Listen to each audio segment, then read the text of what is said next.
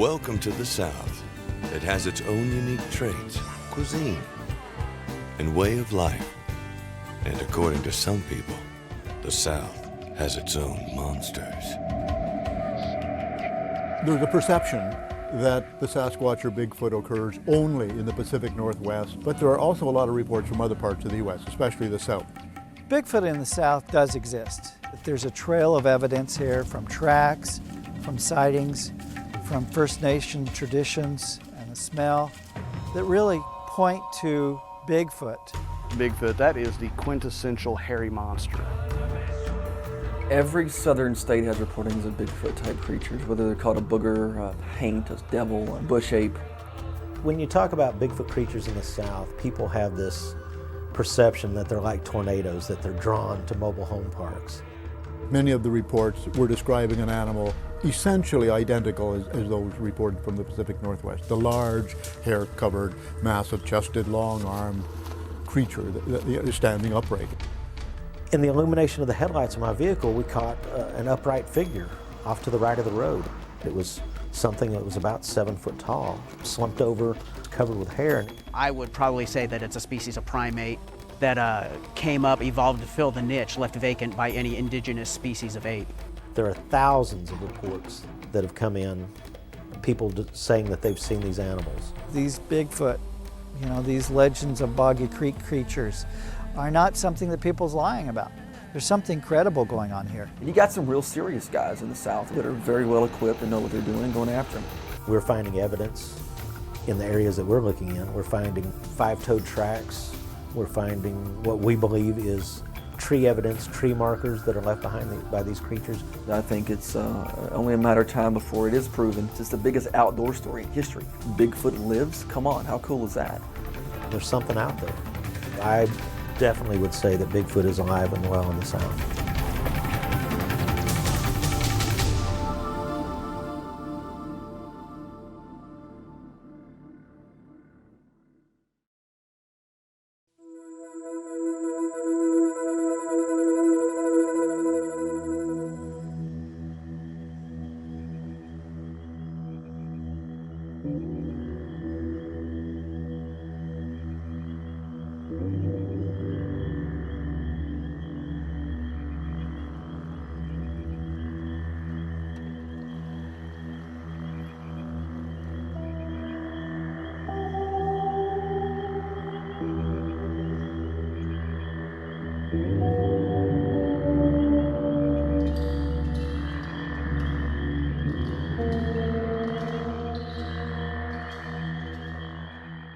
The wild areas of the rural South offer plenty of game for hunters and fishermen.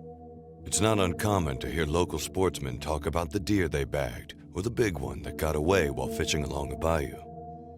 But around these parts, some people talk about another animal they've claimed to have encountered. It's a creature that doesn't exist according to science, a creature that many call Bigfoot. To some, Bigfoot is the ultimate mystery, an undiscovered North American ape. To others, it's nothing more than a hoax or subject for tabloid headlines. Though the existence of Bigfoot has never been scientifically proven, scores of people claim to have encountered an ape-like creature that ranges in size from 6 to 8 feet tall and leaves behind massive footprints. I've seen something I cannot explain. This upright, dark thing that went across the road and right up into the timber. We came around the corner into a clearing, and there was a large gorilla-like animal, and it was a light silver gray colored animal. Not silver like a silverback gorilla, it was silver gray all over its body. But it took off just at an incredible speed into the brush, and it was gone. I went out to an area in the woods and set up on a deer stand. And at about an hour before sunrise, I heard this god-awful howling sound that was literally so loud that I could not conceive of an animal making that kind of sound. And it was so loud that it reverberated the air, and you could feel the vibrations in your chest cavity. Accounts such as these usually come from the forests of the Pacific Northwest. people hear tales of Bigfoot and they think, the redwoods of the Pacific Northwest or whatever, and people don't think that, these things are reported in every state in the United States other than Rhode Island and Hawaii. I think people look at the Pacific Northwest, see photographs and film of that extensive wilderness, basically unpopulated, some of the coastlines quite unpopulated, and say Bigfoot could live here, it's dark and dense and basically unpopulated. They think of parts of the South as being, paved over with shopping malls and freeways, and of course that's not really the case. There's more timberland, according to the U.S. Forest Service, in Texas than there is in California. So you have a whole lot of habitat here in the South, but it's just a little bit different. It's more fractionalized and subdivided in a way, but then in total acres, there's actually more habitat here. There is a long but relatively untold history of Bigfoot legends in the South. The first accounts of encounters with strange, hairy creatures in the South come from the Native American tribes of the region. It seems like every tribe I come across has their own lore and own names for these creatures and their own explanations as to their natural existence in the world. I know the Caddo Nation refer to Bigfoot as Eoni, and I know the Cherokees, which I'm Cherokee, have their own names for it, meaning rock man. There is substantial Indian lore, mainly among the Choctaw and Creek Indians in the South. The Indians, including the Louisiana Choctaw, had an animal they called the Nalusa Fayala. For a long time, we reported seeing these animals. I had a Choctaw Indian say, we've known about these things for centuries. Tales of encounters with ape-like creatures spread as settlers began to populate the South. The farthest back that I've found is an account from 1837 of what was called the Wild Woman of the Navidad. It was just a female creature that walked on two legs, that was covered with hair, that was found out on the ranches out there, and people tried to catch it. It outran horses, trying to lasso it. In 1871, there was a report near Gatesville, Texas, that people were seeing this very large creature that looked like an orangutan wandering around in the community. Interestingly enough, older reports from the South never mentioned the name Bigfoot. The term Bigfoot was invented in the 1950s because of some things that happened in Northern California.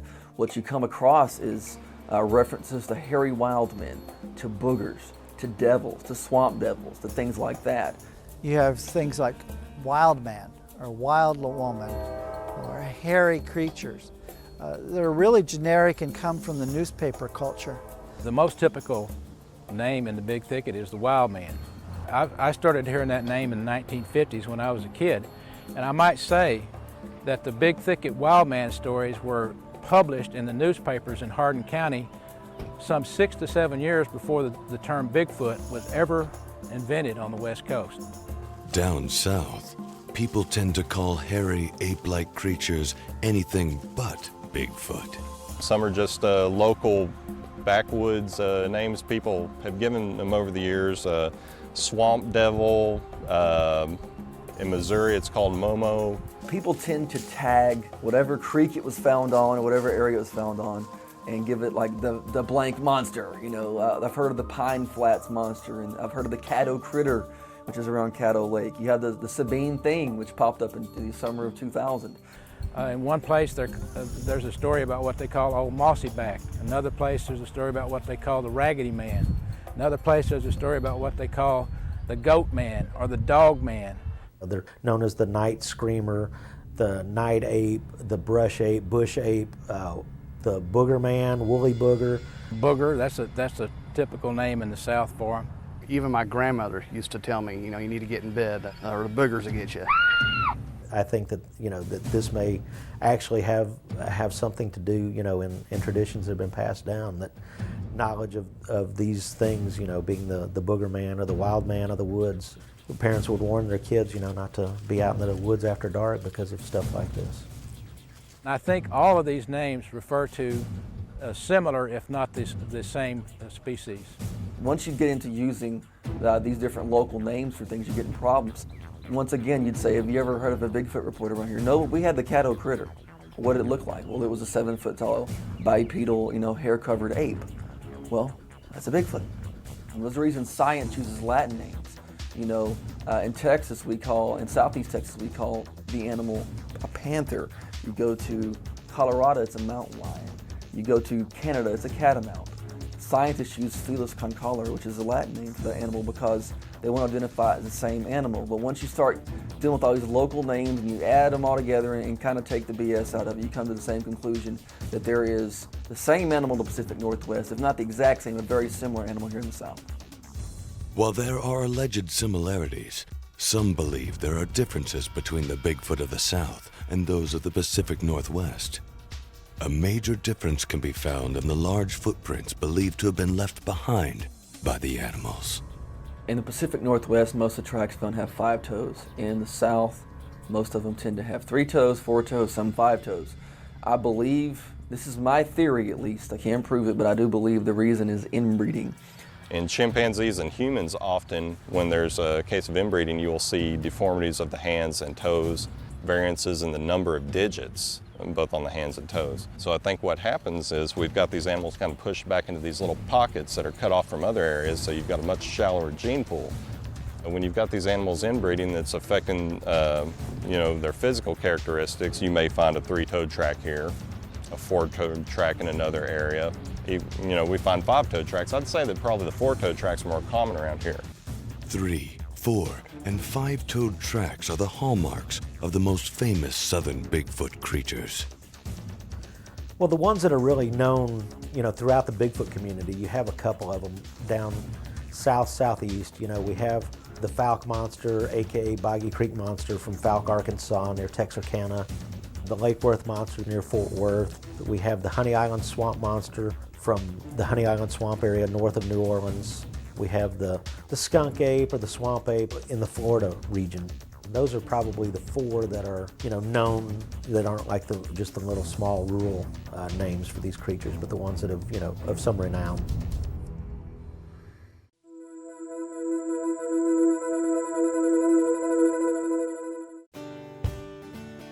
Welcome to Fouke, Arkansas, a small town located near the banks of the Sulphur River, and a place steeped in southern Bigfoot history.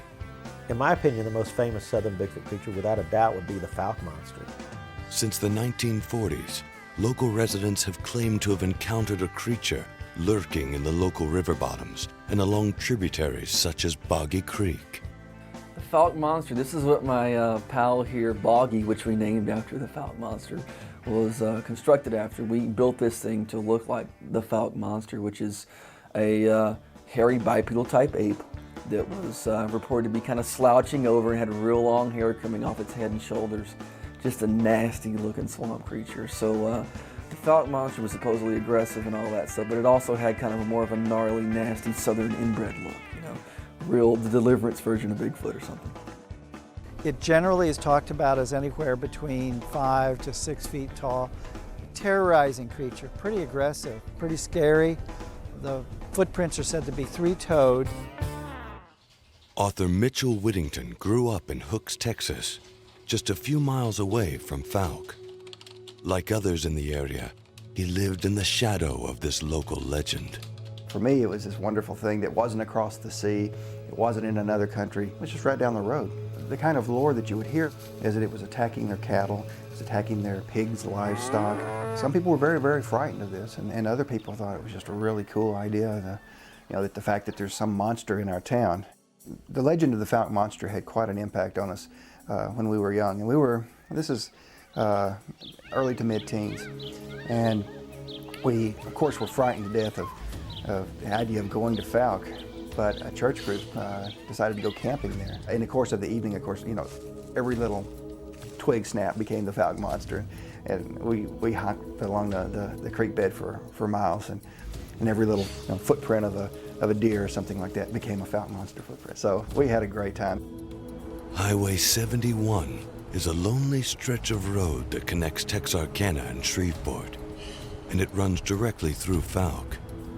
It was here where Carl Finch, founder of the Grammy Award-winning band Brave Combo, encountered something strange in 1967. My cousin was living with us and would go to gigs with me, and she had a Volkswagen and would drive me to gigs. And we'd been playing this Battle of the Bands in Shreveport, and we had to leave early, I think because I had school. So we're driving down Highway 71 between Shreveport and Texarkana. I remember there was a stretch that was really desolate. It was just a 2-lane road with trees on both sides, no shoulder, and no lights, of course, no street lights or anything. We looked up ahead and saw something on the side of the road, and it looked like a guy in a coat, in a brown coat, from a distance. We got closer, and at one point we realized that this person's arms were hanging really low, past its knees. And then then we got close enough to realize, or we thought we realized, that it wasn't a coat, a brown coat that it was wearing. It appeared to be fur. I do remember being kind of frozen in fear, and then we got past it and realized that we couldn't see behind us then. It was pitch black behind us, but we knew this thing was running our direction. It felt at the time about as fast as we were driving. So I do remember discussing how reliable Volkswagens were at that point, and we were happy that perhaps this wouldn't stop, but we felt very vulnerable nonetheless.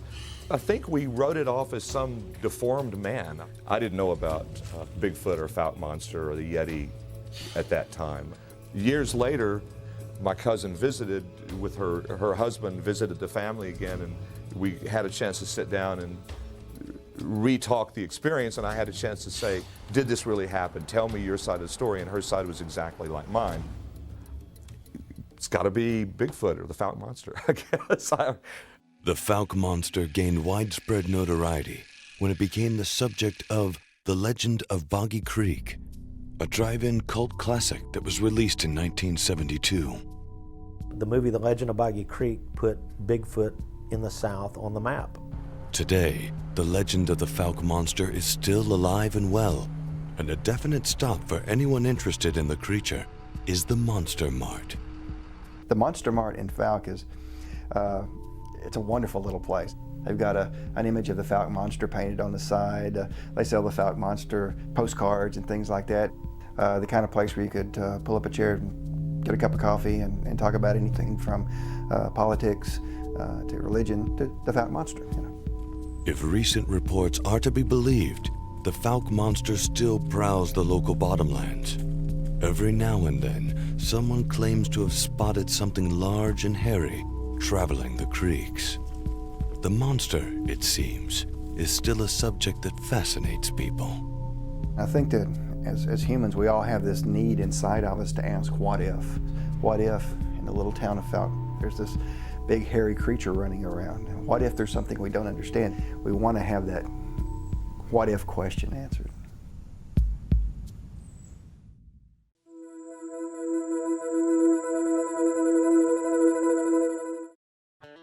Fort Worth, Texas is a major metropolitan area. Downtown Cowtown may seem light years away from the great outdoors, but the Fort Worth Nature Center, located along the shores of Lake Worth, is just a few miles away. Its welcome sign encourages visitors to leave only footprints. In the summer of 1969, something was reportedly leaving footprints, but according to eyewitnesses, it wasn't human. Lake Worth served as a popular parking spot, and in July, police were called out to investigate frenzied reports of a large white-furred creature prowling the lake's shores. Some claimed that the thing had chased their vehicles. Others swore that the creature had hurled a tire at them, and some even described the animal as a half-man, half-goat monstrosity. It was quickly dubbed the Lake Worth Monster. Growing up here in Dallas, I was really fascinated with the story of the Lake Worth Monster. It broke in the summer of 1969 in Fort Worth, Texas. My grandparents lived in Fort Worth. We spent a lot of time out on the lake that was next to Lake Worth, Eagle Mountain Lake, just separated by a dam. And so I was always, with the overactive imagination of a 9-year-old kid, was always on the lookout for the monster. Monster mania reached a fever pitch at Lake Worth.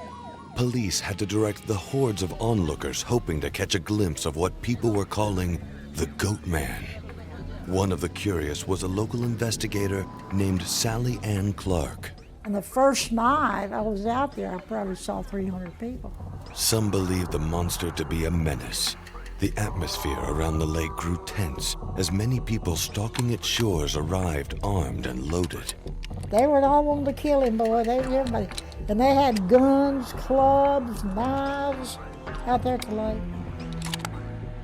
Sally Ann Clark spent her time at the lake looking for the monster and talking to others who were doing the same. From her research, she wrote a semi-fictional book called The Lake Worth Monster. The cover depicted the monster along the lines of the goat man that people had claimed to encounter. Though she was open-minded about the existence of the monster, Clark began to wonder if there was some truth to the numerous stories that she had heard. I said, well, I don't know. I think I'll go out there and look for it. It might be out there. Clark began to stake out the lake during the dead of night. One of her first finds was a set of footprints believed to have been left behind by the creature. They were 16 inches long and 5.5 inches wide. On one of her late-night vigils, Clark claims that she came face to face with the monster. But it was no half-man, half-goat behemoth, but a white-furred Bigfoot. I think it's the same thing. I believe it is because of the size of his foot. That thing scared the devil out of me. It was just a big, tall, white thing. And his hands looked kind of short, kind of nubby, short hands, but they were past his waist, way down. He always looked at us like he was wondering who we were, what we was doing out there when we saw him.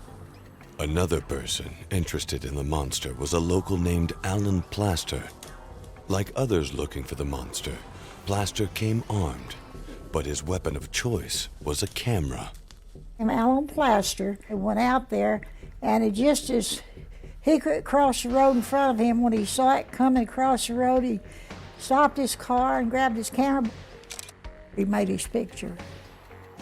If genuine, this picture by Alan Plaster is one of the only pieces of visual evidence for the Lake Worth monster. As the summer of '69 ended and turned to fall, stories of the Lake Worth monster, like the weather, began to cool, and the creature seemingly disappeared as quickly as it had arrived. What really happened to him, I don't know. Theories abounded about the monster. Everything from an unknown creature to the work of mischievous teenage pranksters. Kids was telling police they did it and everything. I put up a $5,000 reward for any person that would take a polygraph test and let me get the operator. Didn't get a call. The area where the creature reportedly roamed was eventually fenced and is now part of the nature center. However, on warm nights, locals still reminisce about the summer of '69. A time when astronauts took one giant leap for mankind and left footprints on the lunar surface. And a time when a mysterious something allegedly left prints of its own on the wooded shores of Lake Worth.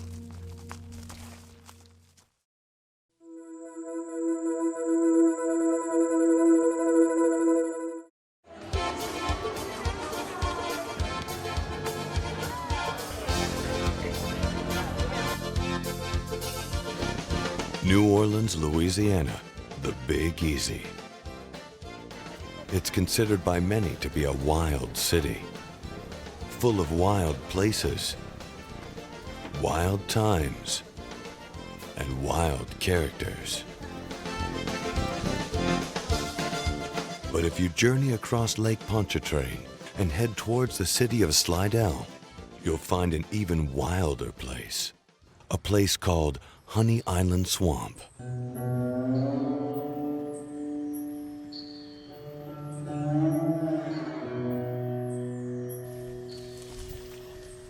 You don't have any particular landmarks, and it would be very easy to see how people could get lost in there. But it's a fascinating place, very primeval, everything you would imagine a swamp to be like out of the second Star Wars movie.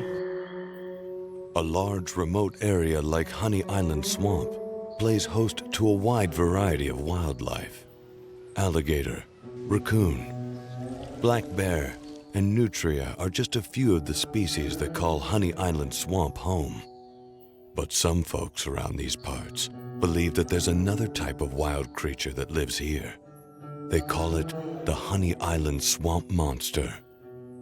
Captain Barry Baggett is a local guide who's been taking people out into the bayous for over 30 years. Like other locals, he's heard tales of a mysterious beast prowling the backwaters of Honey Island Swamp. The first encounter with the creature was reported by 2 local hunters in 1963. They heard a noise. There was this large animal that was walking on all fours. And then when they tried to scare the animal went up on 2 legs and ran away from them on 2 legs, stood upright like a man. Stories from other locals began to trickle in over the years. One even came from Captain Baggett's employer. He was in the swamp, and it was late in the evening one day, and he heard some thick, big animal going through the brush. And so he didn't investigate it, he went the other way. What separates the Honey Island swamp monster from other southern Bigfoot cases are the strange footprints allegedly left behind by the creature. This creature leaves 4-toed, clawed prints that are actually webbed between the toes. What could explain such odd tracks? Theories abound, including the possibility of hoaxed footprints or the misidentification of tracks from another animal. I've looked at those footprints, I've talked to a lot of experts. I think a lot of those are alligator. So what we have going on in Louisiana may be a confusion between seeing one creature and finding the footprints of a known animal. Stories of strange creatures lurking in the swamps are nothing new to Richie Kay of the Audubon Zoo in New Orleans. I've heard tales of legendary swamp monsters in Louisiana. There's several. There's the loup-garou, there's the Honey Island swamp monster, there's the Fouke. There's all kinds of ghost stories here in New Orleans. You know, every house has an old ghost, so we're no strangers to these kinds of stories. Here in the Louisiana Swamp exhibit at the Audubon Zoo, we have a Louisiana swamp monster called the loup-garou, and it's a sort of a werewolf that we have locally, French-speaking werewolf actually. He's the kind of monster that is human during the day, and at night he peels his skin off and goes on a rampage. And he's hungry for blood and for children and things like this. He's generally a terror, unlike the Sasquatch and the Bigfoots that seem to be kind of retiring and shy in the woods. The loup-garou really causes trouble. Is the loup-garou just a local legend carried down through the ages? Or could it be another regionalized name for the hairy creature that others call Bigfoot? There's some even more localized legends that I think are the same phenomenon. In Louisiana, there's a whole Cajun tradition relating to the creatures, and they're called the loup-garou. If it's not a hoax or a folk tale, what could the Honey Island swamp monster be? There's lots of interesting tales about train wrecks and primate research centers that had escapees, and they all went out into the jungles and the swamps and gave rise to these kinds of stories. The other possible alternative is an unknown species that has eluded mankind in the seclusion of Honey Island Swamp. I don't know if there's a monster, as everybody says. I do believe that these men saw an animal, and they never claimed it was a monster. And just as they said, it was a big, hairy animal. It walked on 4 legs at first, and then stood up and walked upright when it walked away from them. And I believe that story. Personally, I keep an open mind when it comes to monsters in the swamps, because the swamps are where we find our unknown and the mythos of our mind. And so if there's big animals out there that could possibly exist, a swamp monster, a loup-garou or something like that, it tends to make it a little bit more interesting when you're paddling around at night out there and listening to strange sounds. So if you keep an open mind, you certainly can entertain yourself.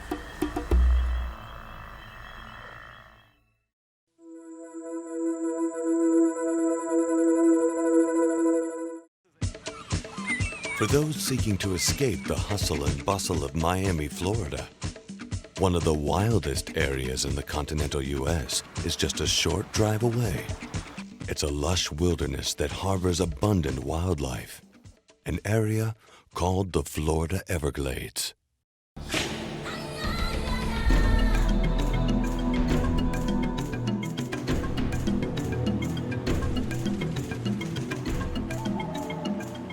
With its size and scope, many parts of the Everglades are remote and can only be reached via airboat. If local legends are to be believed, This vast, wild area shelters more than just snakes and alligators. It's also the stomping grounds of another famous southern Bigfoot, one that has the distinction of being the smelliest, a creature that's known as the skunk ape. What can I tell you about the skunk ape? It stinks. Who or what is the Florida skunk ape? Feet this large. 300 to 350 pounds is what I'd call from the description that I was told. Massive animal. With a name like the skunk ape, its most distinguishing feature, obviously, is its rotten smell. He produces an odor that's somewhat like a mossy smell, a wet mossy smell, but if you've been around him or been where he's been, you'll smell something that smells like a skunk's been there for sure. But is the skunk ape just an amusing local legend or a real creature?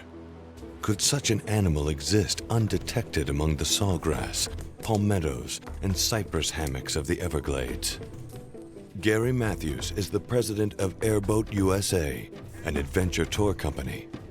Like other locals, he's heard legends of the skunk ape and possibly even had an encounter near his remote island camp deep in the Glades. It was only 2 years ago that we had a sighting just on the west side of Frog Haven of two massive green eyes. Looked like there was a 10-inch spread between these two eyes. It ducked down in the water and we were never able to find it. We looked for an hour and a half. Large creature. Whatever it was, I've never seen anything like that since then. I saw that myself with my own eyes. The Everglades and the Big Cypress Preserve can house an animal or a creature with feet this big, designed exactly like Bigfoot. I believe he's here. Now, is he in the River of Grass? Is he in the Big Cypress Preserve? I believe he moves back and forth. And the reason he moves back and forth is because the water level comes up and down. And as the water level goes up and down, the creatures, the small mammals, move with that water flow, the raccoons and the other creatures and the birds. And I believe that's what he feeds on, because we find these disemboweled animals all the time. And that's a good sign that he's been there. Floridians across the Sunshine State have claimed to have had encounters with skunk apes. Some have gained local nicknames like the Green Chimp, the Barden Booger, and the Mayaka Ape. Here's another local name popping up, the Mayaka Ape, near the Mayaka River in Florida. The Mayaka Ape case began when a local police department received an anonymous letter from a local woman, as well as some startling photos. This elderly lady was being visited over the period of 3 nights by this orangutan-like creature that would come up on her back porch and eat some apples that her daughter from the north had given her. Her husband called this an orangutan. The woman decided she needed to get some police action, get rid of this creature, so she went out near a hedgerow, took some pictures of this thing very quickly. What is it? Some researchers believe it to be nothing more than a clever hoax, a mock-up from a tourist attraction, or even an escaped orangutan. Others feel it could be possibly a genuine photo of what Floridians call the skunk ape. The truth may never be known because the anonymous photographer has never come forward. She wrote a page-long letter to the local sheriff's department, and they tried to do as much as they could, but she didn't give exact description of where she lived. The Mayaka area is very wooded, wilderness. There's a state park there, so it seems like it's the kind of territory that we would expect some of these skunk ape reports from. Whether a hoax or real, the Mayaka ape photos show a creature that looks different from the traditional descriptions of Bigfoot. As a result, some researchers believe that Florida may be home to an entirely different species of mystery ape. I've investigated the skunk ape in depth since the 1960s, and looking back into the 1940s, the 1930s, it's talked about as chimpanzee-like, going down on all fours, leaving knuckle prints, looking like a chimpanzee or an orangutan. We have a situation where it's hard enough to believe there's one Bigfoot, but to think that there's 2 kinds of creatures in the South really boggles the mind. You know, for people who tend to think this is all a bunch of BS, they're going to go, great, now we have 2. But if you got to look at it in reality, if you have one, why not have another one? It's totally different kinds of habitats. So the skunk ape may very well indeed be another type of hidden primate right here in North America.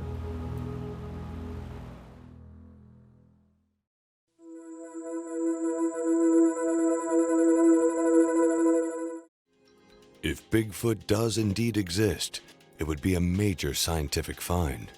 Science, however, isn't actively looking for the beast. I once talked to a professor at the University of British Columbia, near where I live, about the Sasquatch, and he shook his head and said, "John, do you realize that if this thing exists, it would be the biggest discovery of the century?" And he kind of left it hanging, as if, and that can't be. It's very disturbing to me as a wildlife biologist that we as a profession haven't engaged this subject at all, let alone engaged it well. And of course, the vacuum is now being filled with, we call them amateurs, but they're very dedicated amateurs who are training themselves quite well and equipping themselves and are doing a great job. In the South, there are a number of researchers and groups in pursuit of the southern Sasquatch. One of these organizations is the Texas Bigfoot Research Conservancy, founded by Craig Woolheater. Bigfoot to me just represents the unknown. Mankind as a whole is pretty full of themselves, and people, science especially, seems to have this idea that we've found everything that's out there, and we haven't. And this is a very good representation of the fact that we don't know everything that's out there. Like some researchers, Woolheater claims to have had a sighting of Bigfoot. In his case, it was on a dark road in Louisiana in 1994. We were on a little 2-lane unlit highway out in the middle of nowhere, surrounded by swampy, wooded areas. In the illumination of the headlights of my vehicle, we caught an upright figure off to the right of the road, about 15 to 20 feet off the side of the road. And we could see that it was something that was about 7 foot tall. It was kind of slumped over. We could see that it was covered with hair. And as we passed, we only saw it, for a couple of seconds as the vehicle passed. I turned to my girlfriend and I said, "Did you just see what I just saw?" And she looked at me and said the same thing. And I said, "Well, what did you see?" And she said, "I think I saw Bigfoot." A few years after his sighting, Woolheater founded the TBRC. We currently have in the neighborhood of about 40 members, quite a few of them who are active in conducting field research, investigating reports that come into our website. Let's do it. We're finding evidence in the areas that we're looking in. We're finding 5-toed tracks. We're finding what we believe is tree evidence, tree markers that are left behind by these creatures. We're recording vocalizations that we believe are being made by these creatures. Craig Woolheater and the TBRC bring the Bigfoot faithful and the curious together every fall at an annual conference in Jefferson, deep in the heart of East Texas, an area that's had its share of Bigfoot sightings. It's usually a whole weekend-long event. We have speakers come in from all across the country. Lauren Coleman from Portland, Maine. Dr. John Bendernagel's been down twice now from British Columbia. For Woolheater, there's more to Bigfoot research than just trying to solve the mystery. It's a hobby. It's something to do instead of sitting around on the couch. It's something to do to get outdoors. And I tell people that join our group or that are interested in our group that 50% of it for me is the camaraderie, getting to be around like-minded people. I enjoy the people that are in our group. I consider them my friends, and we just enjoy getting together and having a good time, and also conducting some serious research while we're out there in a subject that we're all really interested in. Another southern-based organization trying to solve the Bigfoot puzzle is the American Primate Conservation Alliance, headed by Chester Moore, Jr. I encountered an animal in the woods when I was very young with my father and my aunt and uncle. We were rabbit hunting, and we always assumed it was a bear we heard. And there are no bears in East Texas, at least no large populations of them. And it sounded very, very much like a howler monkey, although it seemed like to be like a howler monkey that was on serious stimulants and large doses of steroids. Very, very loud, very aggressive. It scared us out of the woods. And I said, "Daddy, what's that?" He goes, "That's just an old bull down the thicket." Years later, I walked into the house and go, "Dad, that was no bull. Heard bulls. What was that? What was that?" He said, "I don't know." The question of what he heard in that dark thicket was one of the things that goaded Moore to pursue the southern Sasquatch. I'm a journalist and I'm pursuing a story. Whether it's real, whether it's a guy in an ape suit's gonna get shot by some hunter, that's his problem. Moore hosts his own event called the Southern Crypto Conference. a symposium focused on hidden or undiscovered animals such as Bigfoot. Though he's convinced that Bigfoot is a reality, Moore doesn't consider himself to be what others might call a Bigfoot believer. I don't believe in Bigfoot. I think believing is for religion. What I do is I tell people when they ask me that question, I say, I have accepted the fact that North America has a hidden species of primate, and I accepted this fact because of research I've done in the field.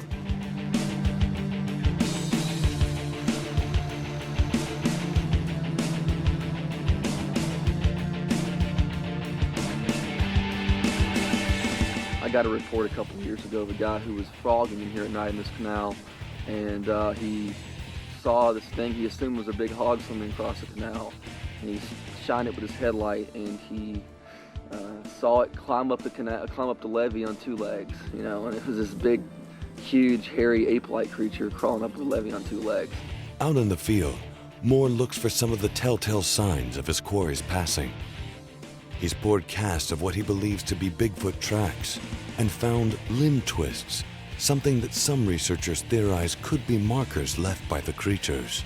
This is a small tree that's broken over, and the general feeling is it's a territorial marker of these animals. The interesting thing I find is that nothing around here fell on this to make this happen. It was a skinny small tree, something would not be able to fall and create this angle. This had to be broke over. But it's interesting because it relates to primate behavior. Gorillas, orangutans, chimps do very similar things in the wild. Anything I can link to primate behavior I find interesting. Do I know a Bigfoot did this? Absolutely not. But do I think it's a possibility? Yes. And when I find this and find other evidence in the same area, I get excited.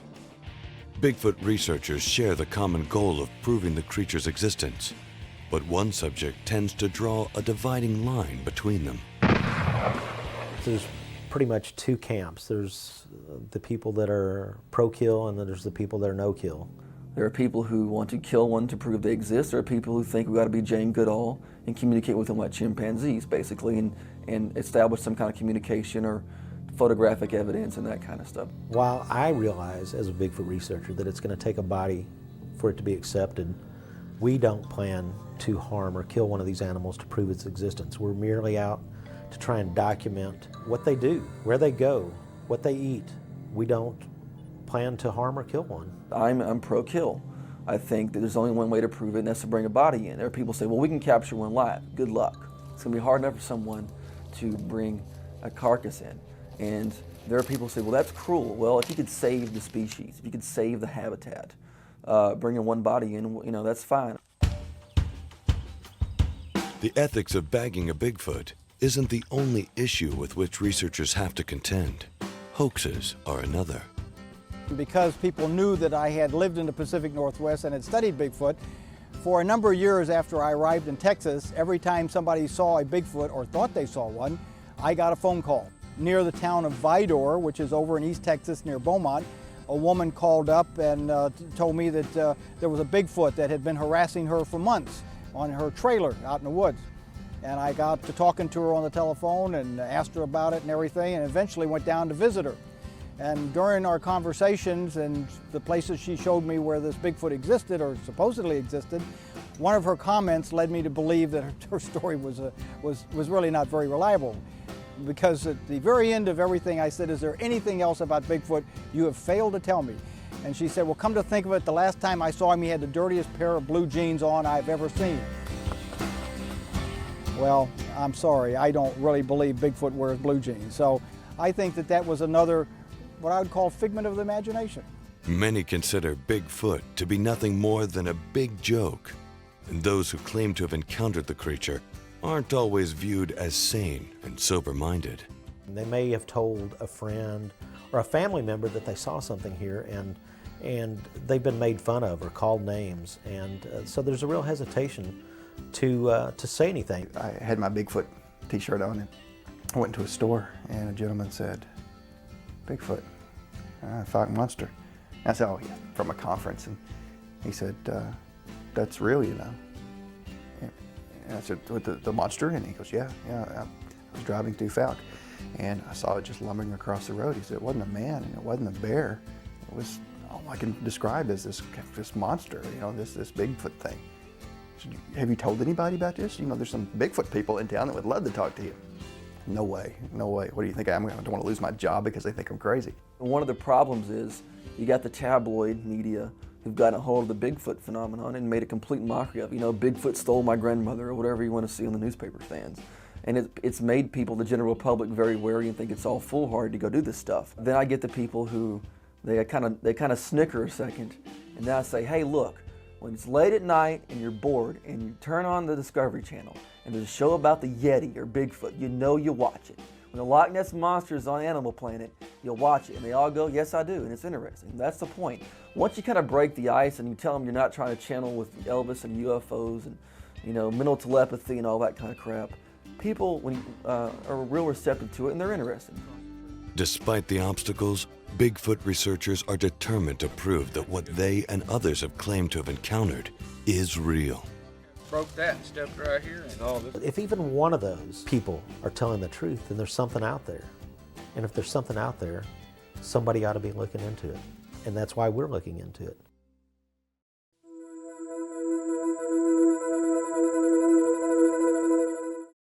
If Bigfoot does indeed exist, what could it be? I believe we are dealing with an animal. I don't believe that we're dealing with a monster. You know, we're not dealing with the missing link, a shapeshifter from another dimension, or an extraterrestrial being. I believe that it is a flesh and blood animal. Many researchers share a consensus on how and where to classify Bigfoot within the animal kingdom. We're pretty sure it's a non-human primate, probably. If it exists, it's probably a primate. I would probably say that it's a species of primate that came up, evolved to fill the niche left vacant by any indigenous species of ape.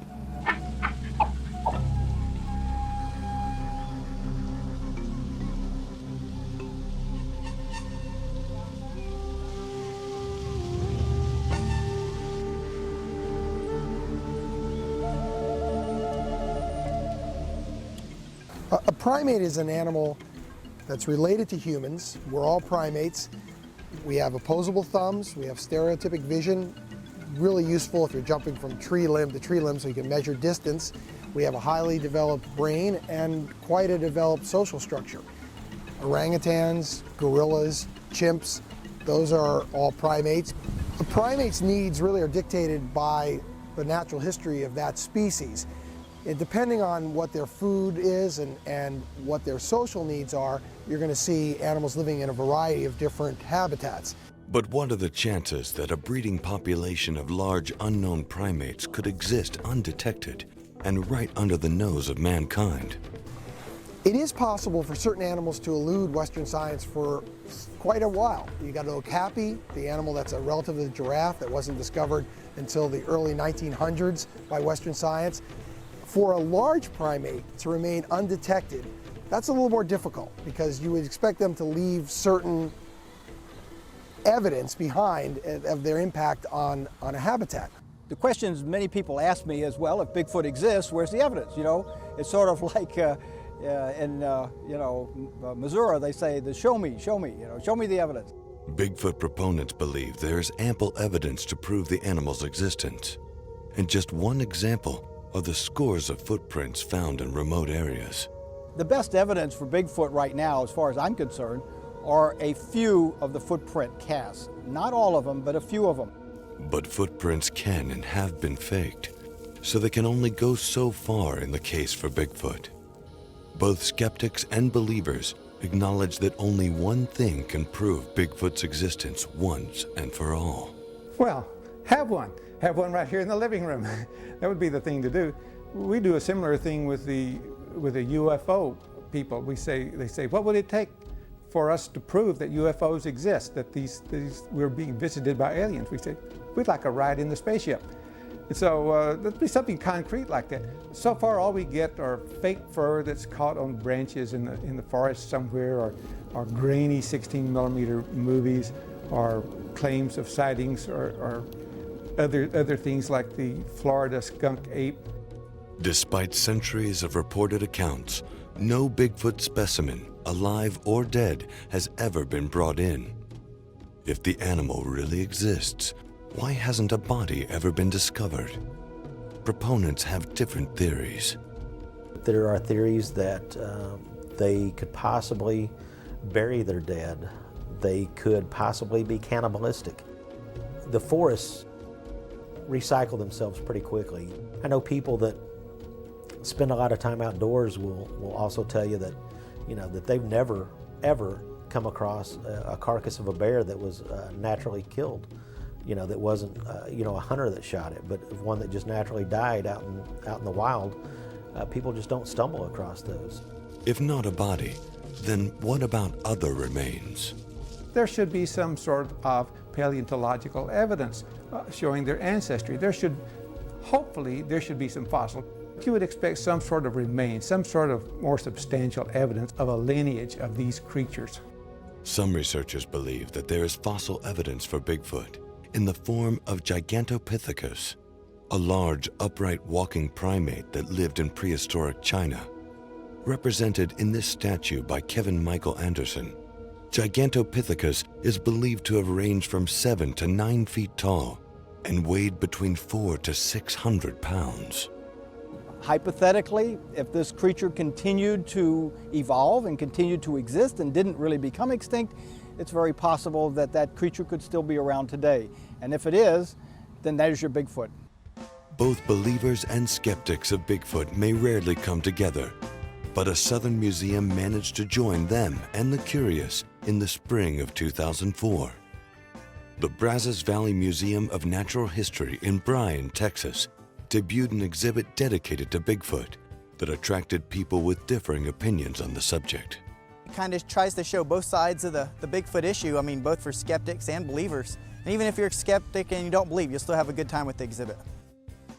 I was convinced that it would be a good exercise for kids to learn objective evaluation, so they would learn how to tell what is false, what is true, what is real science, what is not real science, be able to make their own judgments rather than simply believing everything they read or saw, even in a museum.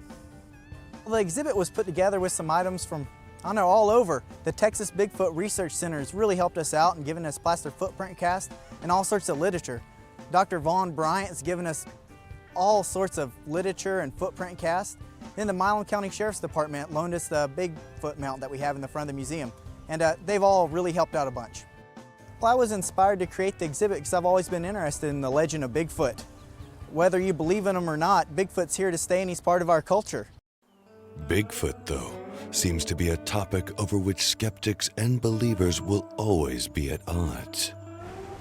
I would love nothing more than to have Bigfoot actually exist. I think it would be one of the greatest finds, scientific finds of our era. It seems highly unlikely that an animal like Bigfoot survives in the southeast of North America. It's not uncommon around the world for those areas that are less accessible, like big swamp areas and areas where we've got a lot of marshland or dense forest, to have these kind of legends because our eyes play tricks on us. And as humans, we tend to believe that we've seen something even if we weren't quite sure what it was. It happens all the time, even to the best trained eyes. I've talked to literally hundreds of people across North America, and it's not something these Bigfoot, these legends of Boggy Creek creatures are not something that people's lying about. So that really intrigues me. Why? Over and over again, I hear the same stories or the same descriptions. There's something credible going on here. My feeling is that with Bigfoot or with any supernatural phenomenon, that people will believe what they want to believe. If they want to believe in flying saucers and unidentified flying objects, they will. People simply have needs. There are thousands of reports that have come in, people saying that they've seen these animals. You'd have to take these anecdotal tales, these anecdotal stories, just that. They're going to be just stories until someone can bring something to back them up. If someone was going to say something wrong, I'll say, challenge me to a debate, or I'll take you out in the woods, prove me wrong. Here's the whole key. Okay, see, people can say, Chester, you're wrong. They can't prove it. I might be able to prove my point. They could never prove it doesn't exist. So I always got that edge on them. I like reading the stories of Bigfoot. It breaks the monotony of our everyday life. It's good to have things like this, but people need to keep it in perspective. They don't need to confuse this with absolute reality. Look at the kind of evidence that you require before you buy a used car. Use the same kind of thing when you evaluate something like this. Until Bigfoot is proven one way or another, there are always going to be the believers and they're going to be the discreditors.